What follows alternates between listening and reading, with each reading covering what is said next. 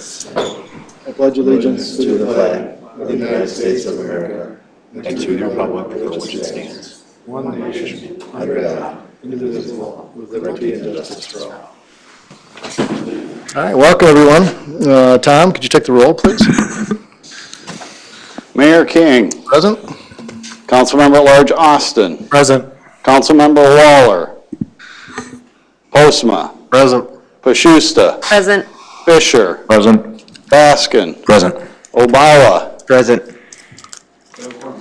Thank you, Tom. Item number 1 is a motion for the adoption of the agenda with the additions. So moved. Second. All in favor? Aye. Opposed? Motion carries. Item number 2 is a motion approving the minutes from our January 18th, 2022 and January 24th, 2022 meeting. So move. Second. All in favor? Aye. Opposed? That motion carries. Item number 3, under recognitions and awards. Skipping that, we'll go to number 4. No respect from the winners. So this is a nice little deal. The city versus county food drive. A lot. The county wins all the time. City comes close. Trish comes and brags, and we just have to take it. So maybe next year, but either way, always a good cause. And I think, did we have a record amount of food? So you can explain all that to us, Trish. Welcome to the podium, please. Can we clarify where the mayor's donations count? Are those towards the city or the county? I heard the county was winning until he came in at the end. I'd lose myself. Now that I think about it, I think I contributed to the county. Yeah? I did. I saw it with my own 2 eyes. That's bad. That is a problem, I guess. All right. Can we vote to no confidence, Tom, or is that Outside of the scope of our jurisdiction.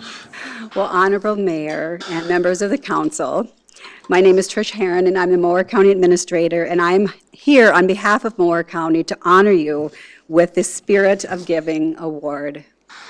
Since 1993, Mower County and the City of Austin have squared off in a contest to collect food for the Salvation Army. During those 29 years, Mower County has won the contest 7 times, and the City of Austin has won 22 times. That would be 68% for the city, 32% for the county. In previous years when I have come to present this award to the city, it has been with a very heavy heart. I may have intimated that the city had not come by their win honestly. But tonight I stand before you reformed with a very different frame of mind. Many of you know that I have 4 adult children. My children all played sports, and I spent the better part of 30 years in hockey arenas, on football fields, and in the stands at swimming pools. My middle son, Joseph, was fortunate enough to spend much of his high school hockey career skating on a line with a kid named T.J. Oshie. Now, T.J. Oshie moved to Warroad in middle school, and at that time, he had never put on a pair of hockey skates. He would go on to play Division I hockey for UND, and be recruited to play professional hockey. He was picked by the St. Louis Blues in the first round of the 2005 NHL draft, just the 24th overall pick. He was traded to the Washington Capitals in 2015, and in 2018, he won the Stanley Cup with his team. And he continues to play for the Capitals. And I was reminded of this because I just happened to be in Washington, D.C. last week, where he continues to play hockey. But even before we knew that TJ could skate, TJ stood out in our community. Our home was the frequent weekend stop for whatever sport and team happened to be in season. We had an open concept living room, and the kids would push back all the furniture and set up a dance floor and spend hours hanging out. TJ was always the last one to go. He made sure all the furniture was back in its original spot and that the house looked even better than it did before they came. As he was leaving, he would always say, "Thank you, Mrs. Herron, for inviting me over." On the ice, TJ was much like that. TJ's natural skills and work ethic drove everyone to be better. He was a center on my son Joe's line, and while he could have scored on every shift without any assistance, he always passed the puck to one of his wings. This line was known as the 100-point line because every kid on it scored over 100 points. His generosity with the puck made everyone around him look good, and it never took away anything from him. The city of Austin has been to Mower County what T.J. Oshie was to the 100-point line. For the past 29 years, you have competed with Mower County to win the food insecurity game. While Mower County may not have achieved as many personal wins as the city, you have been a generous teammate, and with you by our side, we have gotten better every year. In 1993, we collected 559 pounds of food for an average of 2.86 pounds per employee. In 2021, we collected 2,766 pounds for an average of 9.91 pounds of food, a personal all-time best for the county. Playing together, we have collected and donated 829 pounds of food. That is kind of like winning the Stanley Cup. Thank you for pushing us to be our best, and your generosity and continue to keep us on your line, even though our skills don't quite match yours. You inspire us to want to be better and to do better for our community. Congratulations on your 22nd win of the Spirit of Giving Award. Wow. Wow. That's awesome. Thank you.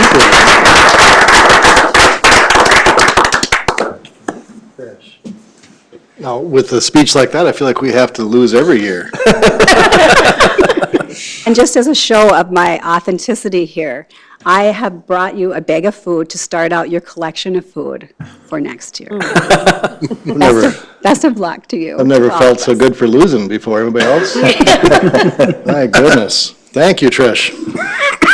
It is fun. It is fun. And that Way Off, I've never been to the Way Off before, but that brought a lot of people out too, and it was very exciting. Because it was close. It was very close. Somebody put it, well, I don't want to speak to who it was, but even the 500-pound bag of potatoes, I guess, didn't. It was rice. Rice, there you go. 50-pound bags of rice didn't put us over the edge. But that's all. It's all good. It goes to a good cause, and we can't ask for anything more. No losers, nothing No but losers. winners in this competition, right? Well, thank you, Trish. That was obviously some time put into that. That's outstanding. Thank you for the comments. Moving on to item number 4, looking for a motion for the consent agenda. So moved. Second. All in favor? Aye. Opposed? That motion carries. Petitions under request is a resolution for item number 5, approving the purchase agreement with the Clausen Jordan Mortuary. Craig? Thank you, Mayor, members. The city was approached to sell one of our parking lots in the downtown. This is a 0.37 acre lot east of the Clausen Jordan Mortuary. They've suggested a purchase price of $58,000. This is very similar to the square footage cost of the sale that the city did for the B&J lot, which we sold for $36,000 and was 0.23 acres. This is also very close to the base value of their properties that their current business sits on. So I think from that standpoint, this is a fair offer as far as the tax value is concerned and previous purchases that were sold by the city. There are some concerns raised by the engineer related to this parking that would be pushed to on-street. The city also has the Methodist lot to the south. That would push parking into that lot, which has some capacity in my opinion, but will obviously impact that in other regards. There's enforcement issues of our 2-hour parking to consider, and that's impact from law enforcement standpoint. We do have as Exhibit 3, we've included the city's frequent parking study that we do. Generally every couple of years was a little different with COVID and those sorts of things, but that was included to give you some sense of parking availability in the downtown.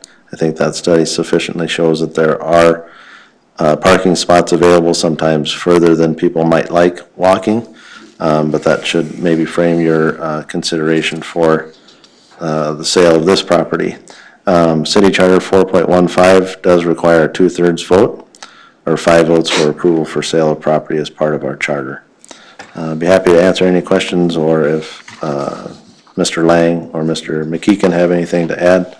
Otherwise, we look for council direction. Mr. Clausen is here as well to provide comment or answer any other questions. Okay. Sure. Mr. Lang, do you want to expound on your email or just let your email stand that we got on your concerns? No, I think that covers it, Okay. unless anybody has any questions for me. Questions for Mr. Lang, council? Chief, anything to add? I would not have anything to offer. I've seen both Stephen's email and I saw Craig's original memo to council, and I think both are accurate insofar as covering the various issues before council, and I don't have anything more to add. Okay. Council? Yeah, I guess in addressing Mr. Lang's email, I did talk to Mr. Clausen before the meeting, and he did allay some concerns as far as the lot. They are going to have the lot open during the days that they do not have a service at the mortuary. So that would be open to the high school kids to use still. And also that most of their services that they do have probably will not interfere with or be during school hours, so it wouldn't affect a lot of that parking. But of course, if Mr. Clausen wanted to address that himself. Council, anything else? I don't, that downtown lot where the students park now, I rarely see that full. So there is spots over there available, even if you were to close this parking lot. There's plenty of parking around the schools. You know, when forever ago when we were in school, there was 3 times the population and kids just walked a little farther. So I don't see a problem with Clausen wanting to purchase that. I don't see a problem with parking either. Anybody else? Otherwise, look for a motion on item number 5, or resolution for item number 5. So move the resolution. I'll second it. Tom? Councilmember Postma, Aye. Bashusta, Aye. Fisher, Aye. Baskin, Aye. Obala, Aye. Councilmember at Large Austin. Aye. Resolution passes 6-0, Your Honor. Thank you, Tom. I want to back up in my haste of trying to not listen to Trish Herron gloat, even though she didn't. I appreciate that. I mistakenly did not welcome Bill Bodine to the council as honorary council member, and the first one to actually sit on the dais with us with a newly constructed end there. So appreciate you applying, Bill, and happy to have you, and you'll be here the next 6 weeks, or I believe, so I appreciate you joining us, so welcome, Bill. Moving on to item number 6, looking for a motion approving $20,000 from 2022 contingency funds for the police and fire weight rooms. Trish? John?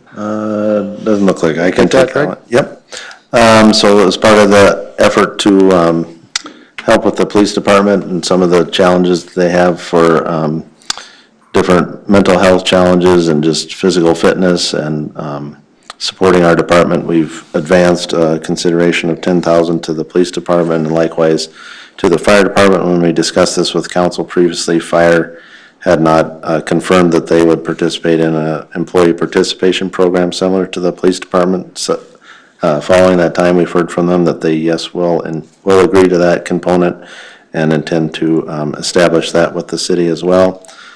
So we'd look for council approval to approve these enhancements to the fitness facilities at the fire station and police department. Chief, you want to say into this? Only again that I appreciate the consideration of this issue. It is, I think, very important.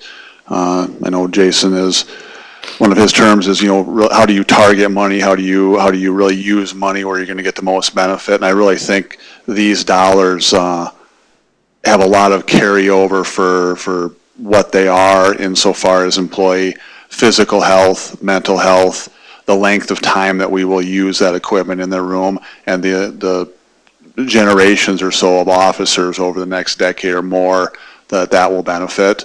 And so, like I said, I really am appreciative of it. I think it has a lot of carryover value. I would note with Trish being here, we had this conversation about it. She also thought it was an outstanding idea. She took it to the county board, who approved a similar resolution. And so, again, very excited by the opportunity. Should council pass it, I think just incredible value for the dollar. And I know for us too, as we look to upgrade our room, the officers went over to the fire hall today, and we're also willing to take a look at some of the equipment, which is good. Again, I speak with that room as a point of pride, and look at, again, as we move things in, helping fire upgrade some of their equipment too, just on the way our structure is, we're a little bit economically ahead of them, so. Excellent. Thanks, David. All right, if there's no questions or comments, then we'll look to approve looking for a motion for item number 6. So moved. Second. All in favor? Aye. Opposed? That motion carries. Item number 7 is a motion authorizing the addition of a washer and dryer to the senior center. Tom? City of Austin and Moore County Seniors, Inc. have a lease agreement that requires any improvements over $1,000 to be approved by the city council as the owners of the building. What they're proposing to do is add a washer and dryer to the facility to help may reduce costs and help with their linen costs for the kitchen. They've secured an anonymous donor to pay for $2,968 of that cost, and they've got a Hormel Foundation grant for another $1,625. So what they're looking for right now is a motion to actually approve allowing them to do the alterations to our building. Okay. Council, any questions? Mr. Dankert? If not, looking for a motion for item number 7. So moved. Second. All in favor? Aye. Opposed? Motion carries. Item number 8 is a resolution accepting donation to the city of Austin, and they are, Tom mentioned, that $2,968 from someone who wishes to remain anonymous for the senior center washer and dryer, $375 to the from the Disc Golf Club for the Disc Golf Fund, and $724.97 from the Friends of the Nature Center for a 4x6 trailer. So we always appreciate those donations, and I feel it worthy to actually address who they are. So there you have it, looking for a resolution for item number 8, accepting those donations. So move the resolution. I second. Tom? Councilmember Postma, Aye. Pashusta, Aye. Fisher, Aye. Baskin, Aye. Obala, Aye. Councilmember at Large Austin. Aye. Resolution passes 6-0, Your Honor. Thanks, Tom. Item number 9 is a motion eliminating parking on the south side of 13th Avenue and striping a dedicated right turn lane. Stephen? In the previous work session, we discussed multiple options for improving left-hand merging out onto 4th Street Northwest. And after review of those options, it was determined or recommended to move forward the option that you just described, eliminating some parking on the south side of 13th Avenue Northwest. So that is what is before you tonight, and looking for council approval of that. Thank you, Mr. Lang. Any questions or comments, council? If not, looking for a motion for item number 9. So moved. Second. All in favor? Aye. Opposed? Motion carries. Moving on to item number 10 is two resolutions approving a contract with SEH Incorporated for airport consulting services. Stephen? Yes, also at a previous work session, we discussed briefly some review that city staff would be doing along with SEH to develop some federal eligible projects at the Austin Municipal Airport, and how we could best utilize both our AIP, our Airport Improvement Program funds, and a new funding source, which is considered, or which is called BIL, B-I-L. That is the bipartisan infrastructure law. Those two sources of funds cannot be intermingled together. So we need to creatively work into how we can do individual projects for each and maximize those funds. So an airport improvement program funds are matched 90% federal, 5% state, and 5% local. Currently, the bipartisan infrastructure law funds are 90% federal, there is no state match, and then it is 10% local. So we've laid out projects over the next 5 or so years in how we can fund some taxiway improvements, some taxi lane construction, T-hanger construction, and a master plan. All of those together total almost $2 million worth of construction funds, with a majority of that, 90%, coming from these two federal funding sources, and about $75,000 from the state and $125,000 locally. So we can get about $2 million worth of reconstruction completed at the airport with $125,000 use of local funds. It's a very good program and allows us to maximize our dollars. So with that, our first step is the two actions in front of you tonight, which is to hire SEH, our airport consultant, to develop these projects into plans and specifications. The first one being the taxiway joint repair project. They've provided a proposal in the amount of $16,300 to develop that project. Second one is the taxi lane design, which is designing what will be a new taxi lane for the T-Hanger project in the amount of $52,400. Going back, I believe both of those projects would come from our bipartisan infrastructure law funding. There would be 90% federal and a 10% local match. So with that, we would recommend approval of those two contracts with SEH. Any questions for Mr. Lang, council? Then we'll take them one at a time. 10A is a resolution approving the contract for taxiway joint repair.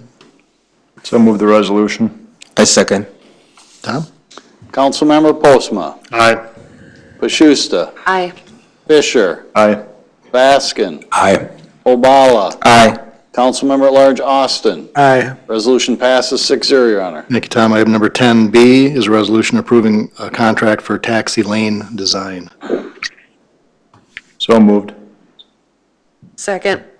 Tom? Councilmember Postma, Aye. Pashusta, Aye. Fisher, Aye. Baskin, Aye.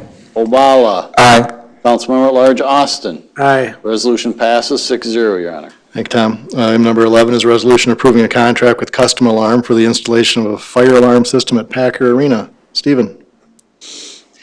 We've been having some problems with our fire panel at Packer Arena reporting out.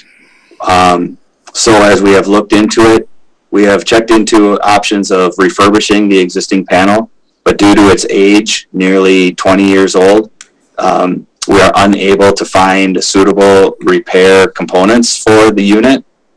So we have to upgrade the entire system, and that also means not only the panel, but the information that and parts that are out in the arena itself, because we'll be switching from a 120 volt system to a low voltage system. The new process is low voltage. The total cost for these upgrades is $21,127 with Custom Alarm. This is something that just came up. We were not able to budget for this purchase, so we would request to use contingency dollars to cover this cost. And if approved tonight, we would enter into a contract with Custom Alarm to begin work on this project as soon as they are available. Okay, thank you. Council, anything from Mr. Lang on this? If not, looking for resolution for item number 11. So moved. Second. Tom? Councilmember Postma, Aye. Pashusta, Aye. Fisher, Aye. Baskin, Aye. Obala, Aye. Councilmember at Large Austin. Aye. Resolution passes 6-0, Your Honor. Thank you, Tom. Item number 12 is a series of motions, ordinance, and resolutions reviewing additional ordinance items for the zoning and subdivision codes. Holly? Good evening, Mayor and council members. Just some items that weren't fully incorporated into our zoning code update, which is now in effect, that require just some further definition or detail. I can go through the list for you if you like. Otherwise, it's mostly, just some details about front yards, swimming pools, height regulations, that sort of thing. Council, anything for Holly other than keeping her on the line so we can maybe hear a dog ring a bell or anything like that? It's usually entertaining. If nothing, then we're looking at 12A as a motion for preparation of the ordinance. So moved. All in favor? Oh, sorry, second. Obala? I second. All in favor? Aye. Opposed? Motion carries. 12B is a ordinance for adoption and publication of the ordinance. So moved. Second. All in favor? Aye. Aye. That's a voice. It's got to be a voice? Okay, sorry. Tom? Councilmember Postma, Aye. Pashusta, Aye. Fisher, Aye. Baskin, Aye. Obala, Aye. Councilmember at Large Austin. Aye. Ordinance passes 6-0, Your Honor. 12C is a resolution for summary of publication of the ordinance. So moved. Second. Tom? Councilmember Postma, Aye. Bashusta, Aye. Fisher, Aye. Baskin, Aye. Obala, Aye. Councilmember at Large Austin. Aye. Resolution passes 6-0, Your Honor. Thank you, Tom. The Holly Wallace Show continues. Item number 13 is a resolution in support of local controls for housing and land use issues. Holly? Yeah, I took a webinar last week that was presented by the League of Minnesota Cities on land use issues, just a kind of a refresher. At the end, during the Q&A, this issue came up, and the attorney who handles land use issues for League of Minnesota Cities said that they had developed this sample resolution and were asking cities to take a look at it and to pass a resolution, let the League of Minnesota Cities know once it was passed, and then they would work on this issue at the legislature this year. So there's a group called Housing First, and I included a link on there. I'm by no means an expert on what all of the issues are that they're concerned about, but primarily it's banning costly aesthetic finishes, plan unit development reform, comprehensive zoning reform, and fair and equitable building permit fees. The League of Minnesota City argues that these issues will not be addressed the same way in every jurisdiction, and that therefore those decisions should be made locally based on the specific needs of each community. And that's what this resolution is asking, that we leave those issues to the city, each individual jurisdiction at this time.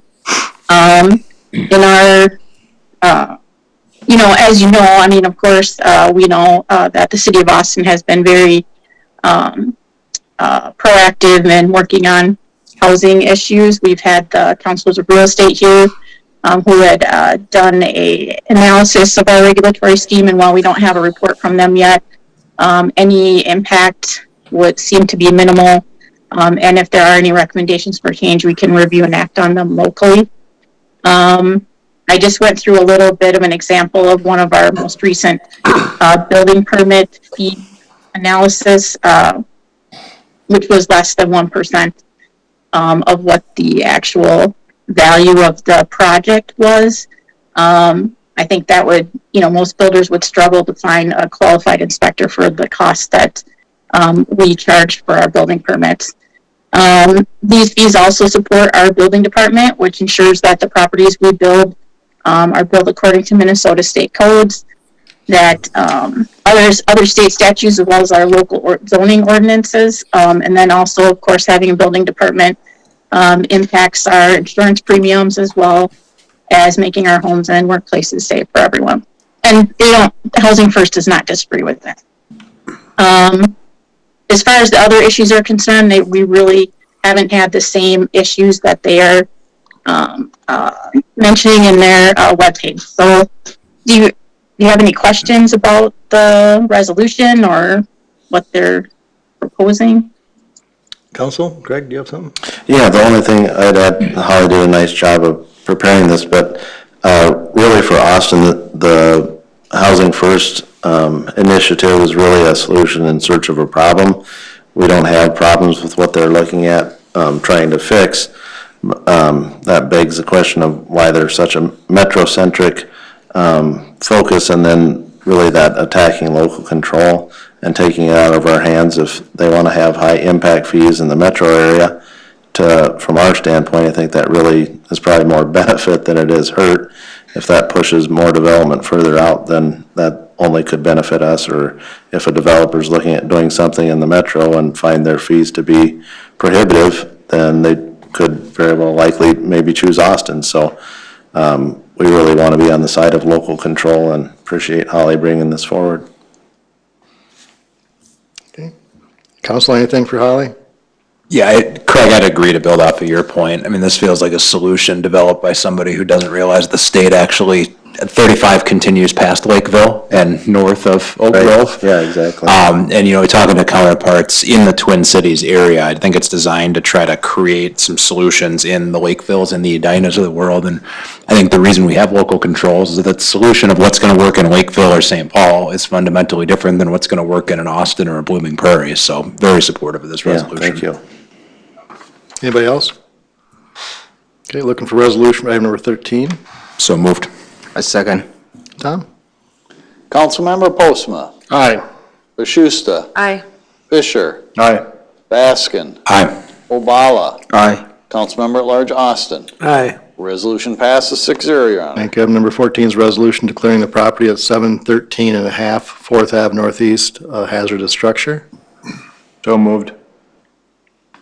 Is there a second? Second. Tom? Councilmember Postma, Aye. Bashusta, Aye. Fisher, Aye. Baskin, Aye. Obala, Aye. Councilmember at Large Austin. Aye. Resolution passes 6-0, Your Honor. 15A is a motion granting the Planning and Zoning Department the power to contract for the removal of junk and/or illegally stored vehicles at the property of 609 4th Street Northwest, the Aguilar property, So moved. Fifth Street? 5th Street Northwest, did I misspeak? 609 5th Street Northwest. We got a motion? Is there a So second? move. Second. All in favor? Aye. Aye. Opposed? That motion carries. 15B is 605 5th Street Northwest, Bumgarner property. Need a motion? So moved. Second. All in favor? Aye. Opposed? On to the addition section is 16. Item number 16 is a resolution resolving issues relating to property owned by Minnesota Energy Resources Corporation. Stephen?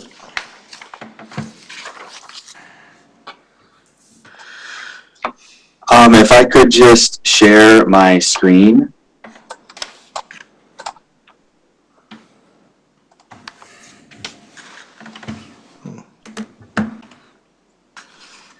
Here's a map on the screen that many of you have seen before, and I will just give you a visual representation of what is going on here, and then if you have any technical questions regarding the process, Mr. Byram put together the memo and has reviewed all of these documents to make sure that it meets all of the legal process. But here in blue, for some reason, when 4th Street Southeast was originally constructed, it was constructed to the far west side of the right-of-way.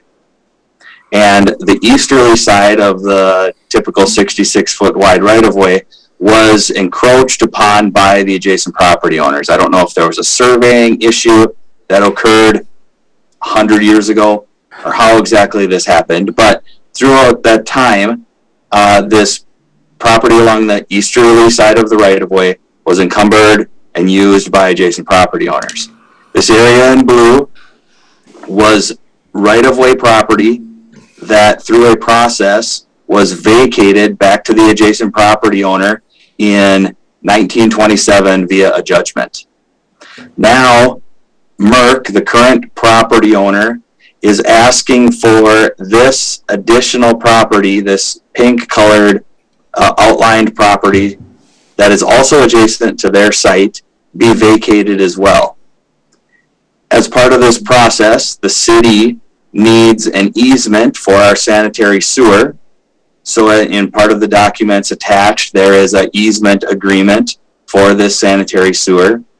And Merck also is requesting the city vacate an old or former sanitary sewer easement that was assigned in 1958 that we no longer use. We now use this new alignment for which we'll be getting a new easement as part of this whole agreement.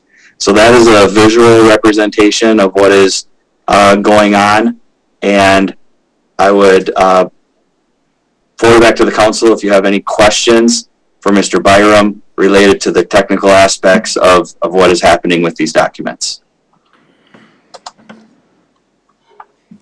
And is there infrastructure in the existing line and we just leave it there, or do we have to excavate and move it out? The existing easement that is being vacated, the infrastructure that was in that was removed 10 years ago when they had that excavation project going on where they were burning the dirt on the site. That's when the new sewer was realigned and the old one was abandoned and removed at that time. When it comes to the portion of road right-of-way that's being vacated, there's currently no, besides the new sewer easement that we're getting, there isn't any roadway infrastructure in that existing area to be vacated. Very good. Thank you. Council, any questions? All right, looking for a resolution for item number 16. So moved. Is there a second? Second. Tom? Councilmember Postma, Aye. Bashusta, Aye. Fisher, Aye. Baskin, Aye. Obala, Aye. Councilmember at Large Austin. Aye. Resolution passes 6-0, Your Honor. Thank you. Item number 17 is a resolution for dedication of certain property for street purposes. Stephen? Again, working with Mr. Byram and Mr. Helly from the Hoverston office. This is a lot, privately owned lot that was built upon to develop the South Point addition near Southgate School out in the southwest neighborhood. And the private lot was never turned over to the city for public right-of-way. So this is a document just memorializing that process of dedicating this lot to the public for right-of-way use. Located in the very back, the last page of the handout is, I believe, a map showing this lot number 9 and how it fits within and is currently being used for a roadway segment. So this document is just memorializing that. Okay, council, any questions for item number 17? Looking for resolution then, please? I want to know how Stephen finds these things sometimes. I didn't. I can't take credit for it. This came through Mr. Helly of Byram's office, and we just Hoverston's office, and we just worked it through and was able to make this agreement work out. So move the resolution. Second. Tom? Councilmember Postma, Aye. Bashusta, Aye. Fisher, Aye. Baskin, Aye. Obala, Aye. Councilmember at Large Austin. Aye. Resolution passes 6-0, Your Honor. Thank you. On to the portion of the council meeting where the citizens addressing the council are free to come forward. Is there anybody here to speak on any issue that wasn't on the agenda?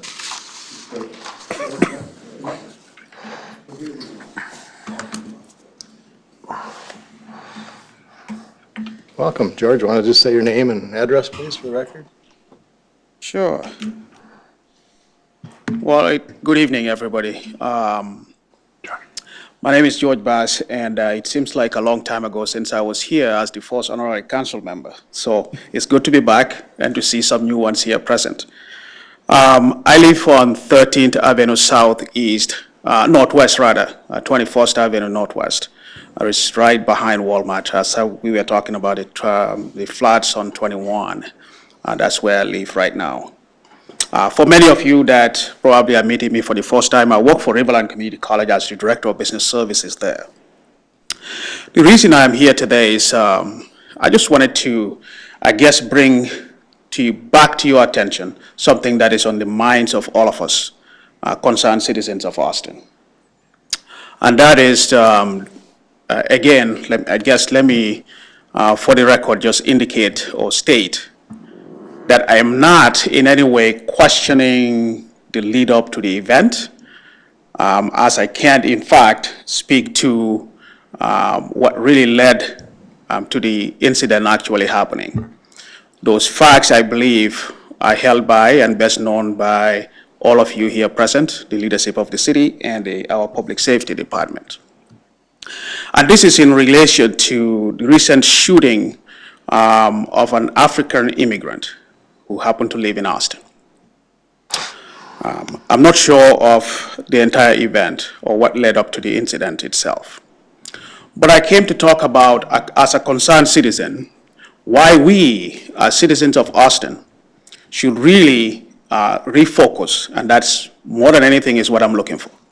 I want us to refocus on this and really think about ways as to how we can mitigate ways by which we can build, if you will, relationships between the leadership, our public safety, and certainly the communities that we have living in our city. This is very critical. And this is not just the individual that was shot, obviously, is an African immigrant. But I can tell you right now, the reason I am here is not just because I'm speaking as another African immigrant or as another black person that happen to live in the city. But there are so many other immigrant communities in Austin today, and for good reasons. We have the Hispanic community, and we do have the Asian community, and we do have the African community in Austin. These communities, whether we like it or not, are here to stay. And I want to kind of also state, for clarity purposes, this is not a condemnation in any way, shape, or form of the people responsible. That's not what I'm here to do as well. And I'm going to provide some context to this. Let me just, I see that you guys have pizza here, so I hope you have time, because before coming here, I did check and say, and it indicated that you have all the, if you will, liberty, if you will, to have a conversation with people that represent you, your elected officials. So I hope you guys will indulge me for a bit here. So what I am getting at is this. The communities that move, the immigrant community that live in our in Austin, for instance, I want us to understand something. There's something that I believe in strongly. When I was here as an honorary city council member, it's something that I touched on briefly. I don't know if those of you that were here, Austin, King, Craig, obviously, Fisher, and maybe the chief at the time, especially when we were making decisions to transitioning to a new chief, this is something that I spoke about, and that is community policing. This is something that is very important. I am not here as a proponent of defund the police. I don't support it, and I'll tell you why. We had incidents that happened in Minnesota, for instance, in recent memories. The George Floyd incident happened in Minneapolis. I can tell you right now, George Floyd is an incident that should not have happened. There was negligence, if you will. I don't think he was treated fairly by those who had him in custody.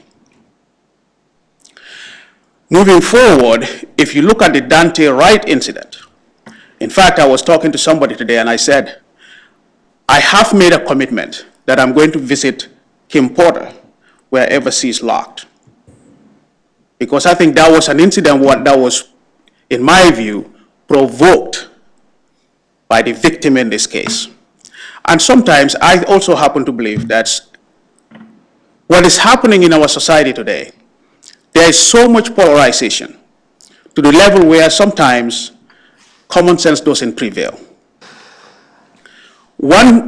Anyone that is objective cannot look at the incident that happened with Dante Wright and say it was negligent on behalf of Kim Porter. Because really, if you are already in handcuffs and police are trying to talk to you, if you provoke a situation, which is what I saw, this is my opinion, when you try to run away, you create a struggle. In the process, it's easy to Monday morning quarterback and say, well, she should have known better the difference between a taser and a gun. But I don't believe for 1 second that what happened there, while that officer was yelling taser, taser, taser, some of us are going to second guess that today and say, well, she was only saying taser, taser, taser, but in fact, she actually meant to shoot the guy. I don't think that is true for 1 second. So I think that was really a legitimate accident that happened in the execution of her work. Society is so polarized today, and I don't think that is something that I want to see happening in our city. So coming back, again, I'm not a proponent of defund the police. If anything, one thing that actually gave me comfort when I sat here is when the council, you guys are talking about the funding that is being given to the police department for some improvement in their weight rooms or what have you for the officers. I think you should do more of that. I think we need more of that. If anything, we need more funding for our public safety officials. But in as much as it is important for us to support our police, it's equally important to work on how best we can bring about funding to really bridge that relationship between communities and the police department. This is something I spoke about when I was here. Why is this important? When you look at the immigrant community, there is something that is really different that you have to be in it to understand. We need trust between the police and the communities that they serve. If that is removed, really you create a rather more challenging and difficult situation for our officers to actually be able to control crime in our city, because they lack the trust of the people that they serve. The opposite is true. If you build that relationship between the police and the communities that they serve, when a situation arises, people are eager and willing to have that trusting, based on that trusting relationship that exists, to really be able to work together to solve the crime that is at hand. And that's how we ensure safety. That's how we promote that community relationship within our city that we all love. These things are important. How do we do that? It is important that our police officers really have a presence in some of these communities, be it the African immigrant community or the Asian immigrant community in Austin, which, by the way, I was looking at the recent census data, and I saw that really the African community or the black population in Austin is a little about 12%. About 5% is actually Asians. So these are significant numbers. They contribute to the value, the economic security of this city. We need to build that relationship. We need to reach out to these communities. What are we doing? We don't show up, or police don't show up when only there is a problem. Then it becomes a cat and mouse game. That's not what I personally think is where the greater value is for the city of Austin. And I think the purpose or the reason why I wanted to be here today is basically to bring that back to your memories so that we think about it. The people that are going to find a solution, a way forward, how we really bridge these relationships or create bridges between these communities and our public safety departments are the people I have in this room here today. I'm putting it back on all of you to do the work. And I'll tell you guys something else. Leadership is not when it is all glory and we show up in front of cameras. That's not leadership. Yes, when it is good, and yes, when it is tough and rough. I'm not questioning anybody's leadership.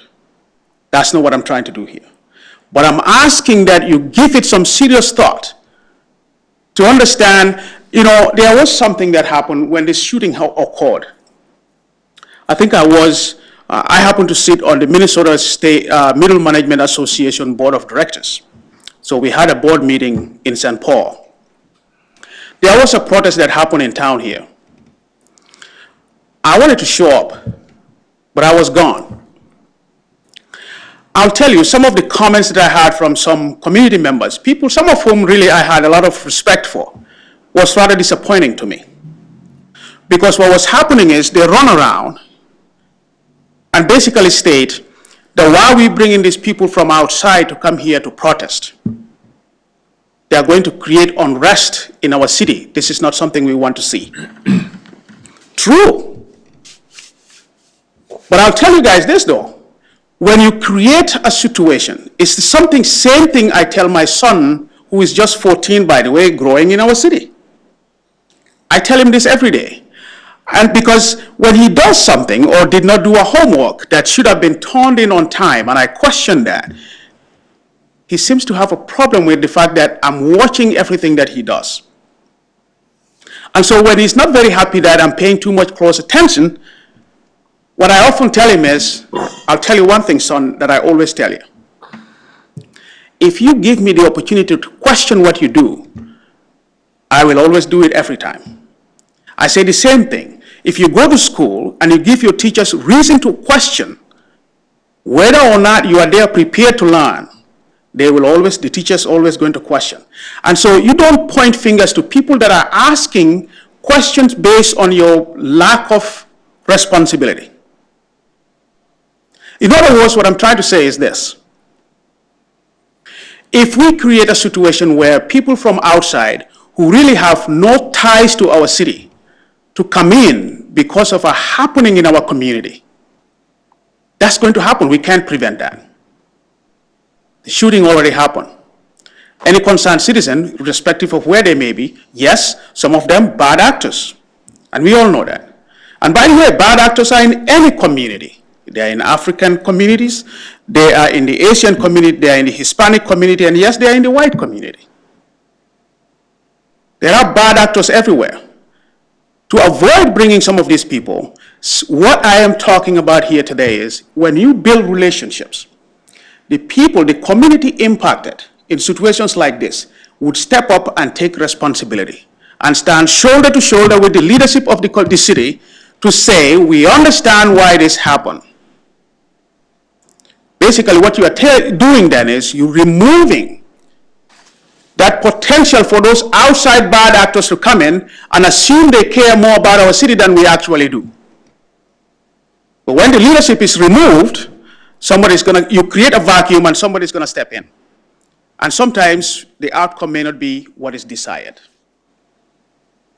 So what I am asking for, and the reason I'm here really is, again, to refocus this issue because, you know, there is something in the African community, for instance, and it's not just specific to the African immigrant community or a cultural upbringing. I think it's similar in so many other communities that I'm aware of. Let's say the Asian community, the Hispanic community, for instance. And I am happy that Miguel is here. Let me just state this. As Director of Business Services, some of the, you guys are experts in so many areas that you do. My expertise is in numbers. Some of the things I do really is if students really are owing money, the institution has an interest in enrollment. That is important. My role, however, is one that is a little different because when you are enrolled, I expect you to pay your bill. One thing that has worked well for me is the relationships that I have been able to build throughout the institution. We have somebody that oversees international students. I can send them emails, I can make phone calls, I can send them letters. Sometimes when I reach out to that advisor, international student advisor, who they trust, when she reaches out to them, the international students, I get more positive response than me dealing directly with them. 90% of the time, our Hispanic students on campus, when I'm trying to reach out to them and I'm not able to, I reach out to Miguel. And I'm not making this up. He's right there. He can tell me if I'm not telling him the truth. If what I'm telling you guys here is not true. But 90% of the time, he'll tell me, oh, I know that kid. I'll get a hold of him. If I can't get a hold of him, I know their parents. Relationship building, community policing is very critical. And I want to ask that we, the city of Austin, in as much as we do everything we can to strengthen and support our police department, we equally must do everything we can to make sure we strengthen the relationships we build between our public safety and the communities we have living in our city. This is critical. There are other things that further compound, if you will, the work that our officers do on a daily basis. If you look at it, there is mental health issues. This is not just impacting our police officers. It's prevalent in our communities as well. So it's important that we have those relationships. People that know somebody that knows somebody. You may potentially run into George one day and not necessarily know that, in fact, I am suffering from some, mental illness. But if you talk to Miguel, who happens to be very close to George, he will say, all right, well, you know what? I will talk to him. I know he has some issues. You de-escalate. Don't force it. It's not always the best approach to use force, especially deadly force. And let's face it, for good or bad reasons, when somebody loses someone that is close to them, it's painful, whether for the good reason or a bad reason. Let's just look at it from our own perspective. It'll be no different. Yes, I did wrong, but my family is going to say, well, they shouldn't have killed him. And you know what that does? Really, you can have then factions developing, because then there is a faction that believes in the family, and then you all of a sudden you have really a can of worms opening up. Let's figure out how to really bridge these relationships and do the best we can to maintain peace and stability in the city of Austin. And I come to all of you because I want you to understand something. The future and the life of my own child is in your hands. I'll just cite one or two examples of my personal experiences. Some of the things that people say that really are unfortunate, don't discredit them as if they are non-issues. They are. You may not experience them, but these things are true. I lived up north. By the way, the lady that just got up here and spoke, that TJ Oshisi is talking about the NFL player, hockey player. I happen to know very well because I lived up there by Roseau. That's where I ran for Minnesota State House first, before I moved here. So one night I had a visit from the U.S. Department of Labor, because I was at the time overseeing a $10.5 million U.S. Department of Labor federal grants that were out at the institution really funding our aviation programs, imagery analysis, and unmanned aerial systems, which is basically a drone program.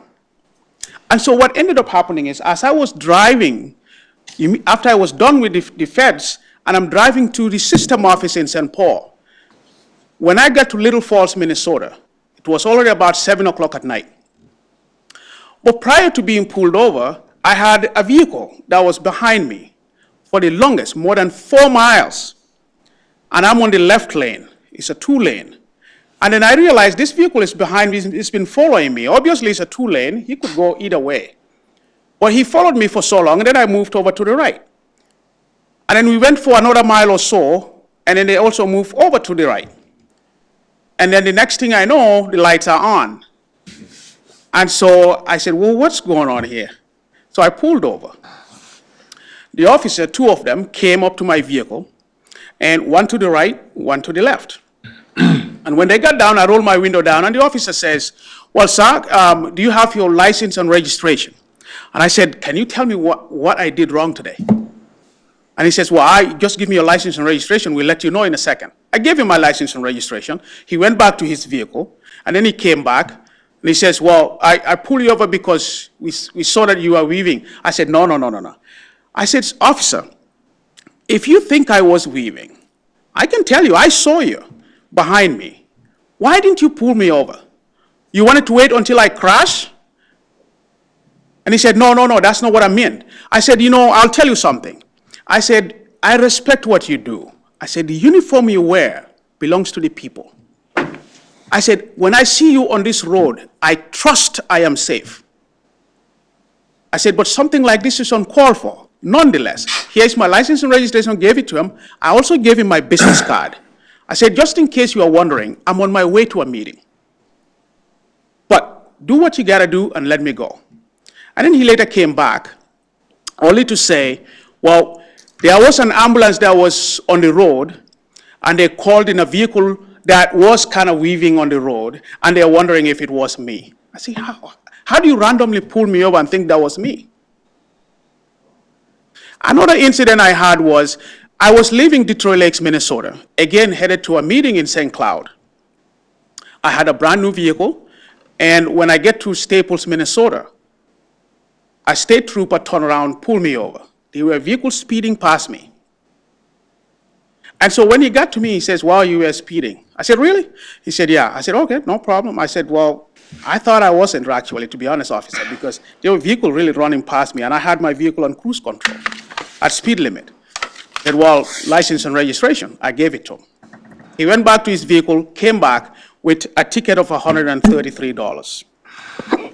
I took the ticket and I said, you know, I'm a bit disappointed, but I trust that you are doing the right work.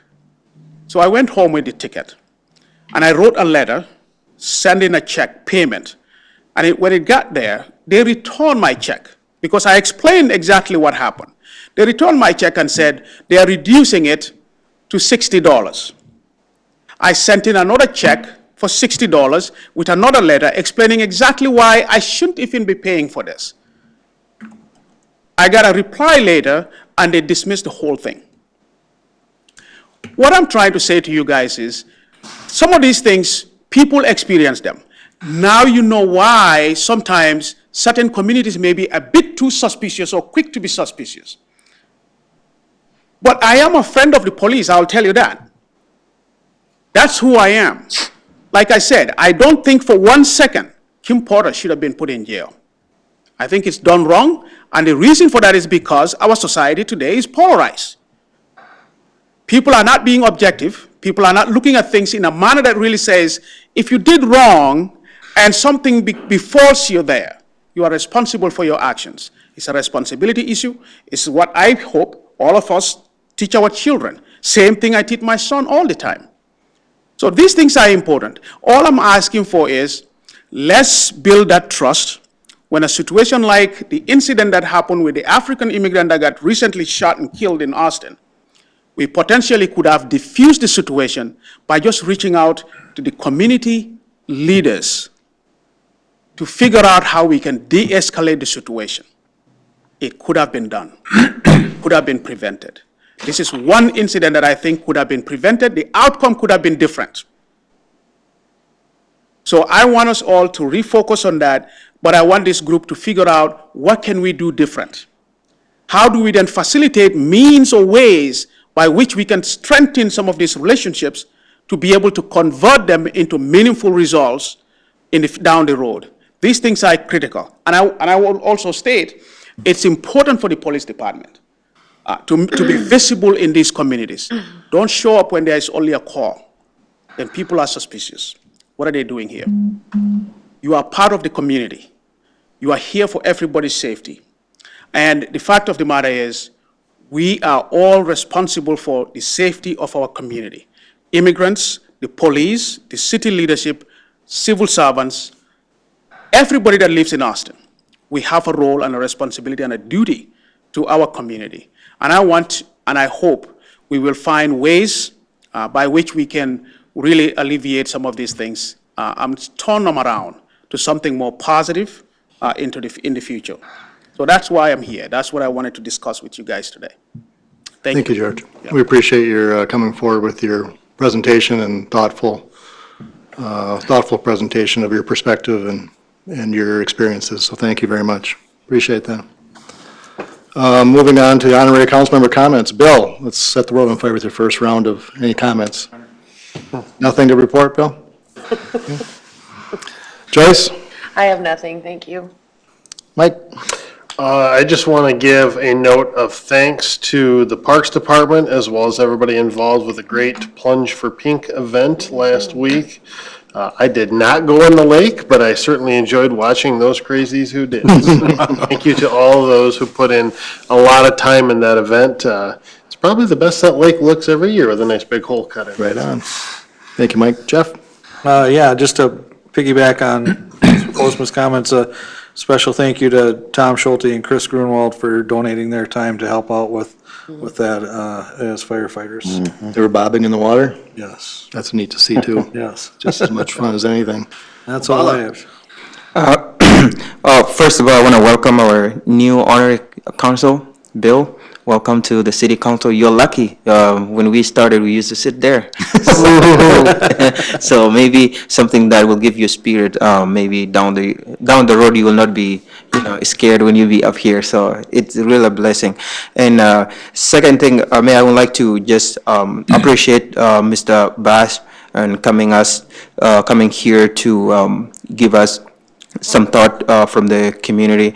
Those are the things we as city elected, we want to hear from the community because we learn from one another. So there's something that we may not see it from our perspective, and it is wonderful that someone coming with a solution, and he stated his point clearly that we need to build those relationships. And I know all of us here on this is working on that. So I just want to applaud his courage to come and speak to us today here. And finally, I want to thank everyone who participated in the cancer awareness. Recently, I'm with Councilman Postma. I saw the pictures. I'm like, I cannot go in there, but I can donate anything for that. So that's awesome to see that the community coming together in such an event. Yeah. Jason? Nothing, Your Honor. Paul? Nothing. The only thing I'd add is, we all got the notice from Kevin, he's gonna be departing us, moving on to Mitchell, South Dakota to replace the corn in the Corn Palace every year, one ear at a time, but I would like to, I know he's got another meeting between now and March 4th when he exits Austin and heads to South Dakota, but I just want to appreciate his time here and wish him the best, and there'll be more to come next meeting. Also the council retreat, we've all been to a few, or at least several and some one, but I want to take a different approach to the council retreat. And my vision is to move it and really highlight the department one quarter at a time. So every quarter we would move it, and I've talked to Julie Kleinfelter as a director of the library. She'd be the first one. And I think it's important that council gets into the buildings and the facilities of the folks that are department heads and let them really take a deeper dive on what they're doing. Julie's got a pretty exciting expansion project coming up, and so certainly she can, we'd highlight her, we'd invite other department heads, and if there's questions at the time that aren't related to the library, you can certainly ask department heads that are there. But I envision this to be in place of a work session every quarter, that we visit, again, first off the library, and then next quarter could be Stephen at the sewage treatment plant or out at the truck garage or something like that. Wherever that department head wants to take us and really show us and have a deeper dive so that the council can really appreciate, staff, if they want to attend, they want to show up and introduce themselves, or they want to give a tour, or they want to give something exciting that's going on. And so I just want that to be in lieu of a once a year deal where but instead of that, we just highlight a department going quarter at a time, and not to miss anybody, but I think it's just important to let council see what's really going on inside these buildings. That's just my take. So if that's okay with what you want, then we'll just schedule something, and Julie has volunteered to be the first one, so sometime soon we'll start there in her facility. So that's really all I have. Craig, is there a report? Yeah, I have just one item. We talked about doing a joint meeting with the school board, similar to what we do with the county.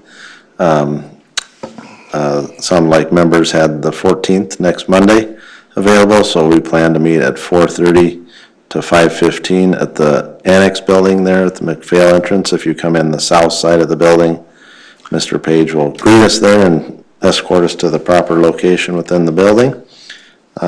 Just open communications and dialogue between the school district and city is his objective, and so there's no specific agenda items unless council members have things that they want to offer up. And otherwise, Julie Kleinfelter has an item. Welcome, Julie. Good evening, Mayor and council members. Thank you for giving me a minute. I just wanted to remind everybody about some of the programming we have going on at the library right now. It's been such an interesting year, and we've really learned how to do things a little differently. So we have some programming that's going on that's in person.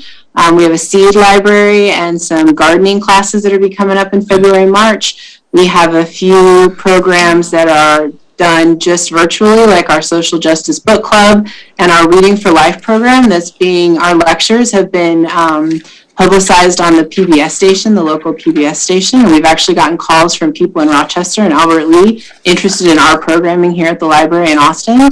And then we've also been doing some take-home kits. We actually have a macrame take-home kit that people can come in and pick up and take home. And we've got an art project where people can come in and pick up an art canvas and decorate it at home and bring it back in for an art show that we're going to be doing later on this spring. So just a reminder to come into the library and check out what we've got going on, or go to our website at austinpubliclibrary.org. We've got some fun stuff going on this spring. Thank you. Thank you, Julie. I know, Councilperson Bashusta's got macrame squirrel vests that she's making right now with that take-home kit. So once those are done, we can't wait to see those on her squirrels. All right, anybody else, Craig, that has anything? No. All right, so with that, we'll take a motion to adjourn to our next meeting on Tuesday, February 22nd. Must be a holiday on that, huh?